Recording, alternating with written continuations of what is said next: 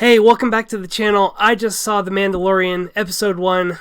Oh my gosh.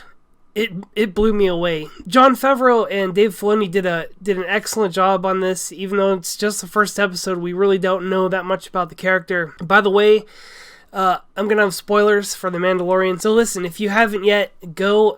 I can't believe I'm saying this, but go download Disney Plus and do the 1-week free trial and check the show out, because it is real Star Wars. Man, I was like glued to the TV. Man, this just feels like Star Wars again. After seeing those last couple pitiful Star Wars movies in the theater, I really enjoyed this. I think you will too. If you haven't seen it yet, just, pause this, watch it real quick, and then come back and listen to this video. And I want to know what you thought about it as well. It's getting mixed reactions. I think a lot of the reactions from fans have been positive. Of course, the mainstream pop culture media is doesn't like it. They don't like it. I saw an article on Vox and they were like, it's okay. Probably because there was no stupid politics in it. I'm already a big Boba Fett fan, so of course, this type of show really speaks to me, but yeah, it didn't have any stupid politics. It didn't have anything that really took me away from the story. I was like in the story the whole time. Dude, that Nick Nolte character, I was like, whose voice is that? I know that voice, and I was just, oh yeah, that's freaking Nick Nolte, of course. Oh yeah, another complaint that they had was he never took off his helmet. I wanted to see that sweet face, right? But I'm actually very happy that they didn't do that. In a lot of movies these days, like the Marvel movies, Spider-Man always has his mask off. Basically, all these characters that usually would wear masks, like in a comic book, don't, because it's annoying, because these actors have to have their faces showing. It looked really amazing. They really did a great job. You could tell that they put a lot of money into CGI. Usually on TV shows, the CGI isn't that good. It's like, it's a little, I don't know, it's just off or something. But let's talk about some things that happened in the first episode. First of all, I'm gonna go straight to the end, dude. Baby Yoda, what was that, man?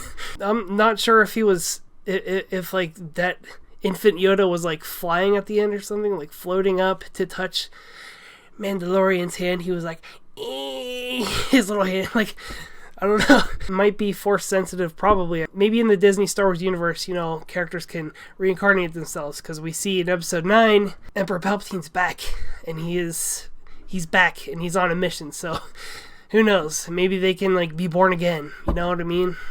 Born again in Jesus. I really liked a lot of the aesthetics in it. They also had a lot of like props that was used in the original trilogy, like that little like arm thing. That arm thing that sticks out of the doorway and goes, whatever. It freaked out C-3PO in the original trilogy. There was a delicious crumb being cooked like a rotisserie chicken. I thought that was pretty funny. The other one in there, he was like meh, meh. There were really cool fight scenes, really neatly choreographed. A little PG-13 because he throws that guy in the doorway and it like closes like this and it chops him in half, but you don't really see it chopping him in half, but that's okay. I really liked the gunfights. It really did feel like a cowboy movie, like an old cowboy movie, especially whenever he teamed up with IG-88. It wasn't IG-88, it was an IG unit, apparently not IG-88, because, yeah, he got, like, straight up marked at the end. He got shot right in the head. I'm really glad that they have the Force element in there. Thank God. Because a lot of times in these Star Wars spin-offs, they don't have any Jedi that know, like, Force.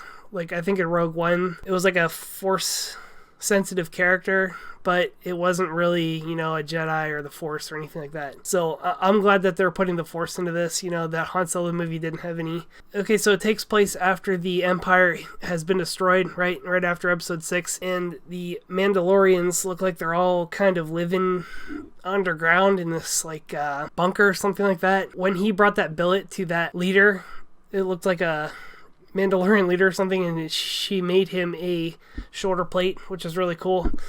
Yeah, it just reminded me, like, Vikings pounding out that Mandalorian steel. Not a lot happened in that episode, but that was fine with me. I mean, the things that did happen had impact. I want to watch the second episode. I want to find out more about the Mandalorian character, his people, why they're living and hiding, and also Baby Yoda. What the hell? What's up with Baby Yoda? There was one scene in it where he was walking through the underground bunker. One of the Mandalorians that walked past him looked like he was in Boba Fett's armor, so I don't know if that was them showing Boba Fett down there with them. I don't know if he'd be living down there with him, but yeah, it just looked like he was in the same armor as Boba Fett, which would be really cool if they put him in the show, because he does survive the Sarlacc pit.